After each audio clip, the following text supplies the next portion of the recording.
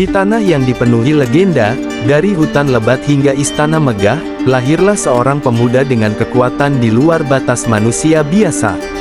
Ia bukan hanya seorang pangeran, tapi penantang zaman. Inilah kisah tentang Raden Kian Santang, pendekar sakti, pencari kebenaran, dan penyebar cahaya di bumi Pajajaran. Raden Kian Santang lahir dari darah bangsawan. Ayahnya, Prabu Siliwangi, adalah raja besar kerajaan Pajajaran. Sang ibu, Dewi Ratu Subanglarang, merupakan perempuan bijak yang diam-diam telah memeluk Islam dari Syekh Kuro. Sejak kecil, Kian Santang sudah menunjukkan bakat luar biasa. Tubuhnya kuat, ilmunya cepat menyerap, dan ia memiliki aura yang membuat orang segan. Sekembalinya ke tanah Sunda, Kian Santang membawa misi besar, menyebarkan kebenaran Islam di negerinya.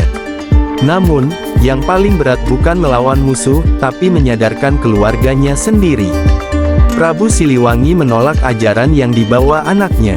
Ia percaya pada ajaran nenek moyang. Maka, terjadilah konflik batin yang mendalam. Tak ada pedang yang dihunus, tak ada darah yang tumpah, hanya debat dan doa yang saling beradu. Akhirnya, Prabu Siliwangi memilih untuk ngahyang, menghilang ke alam gaib, menolak berpindah keyakinan, tapi menghormati jalan sang anak. Raden Kian Santang lalu mendirikan pusat dakwah di Cirebon, membangun pesantren, dan menjadi guru bagi rakyat. Ia dikenal sebagai pendekar Islam yang lembut, adil, dan sangat disegani. Ilmunya tinggi, akhlaknya rendah hati.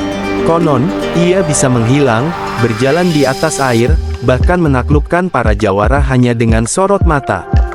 Hari ini, makamnya diyakini berada di Gunung Sancang, Garut, atau di Cirebon, tergantung versi cerita. Tapi yang pasti, warisannya tetap hidup. Ia adalah simbol persatuan antara kekuatan dan kebijaksanaan, antara darah bangsawan dan jalan Tuhan. Kisah Raden Kian Santang bukan sekedar legenda.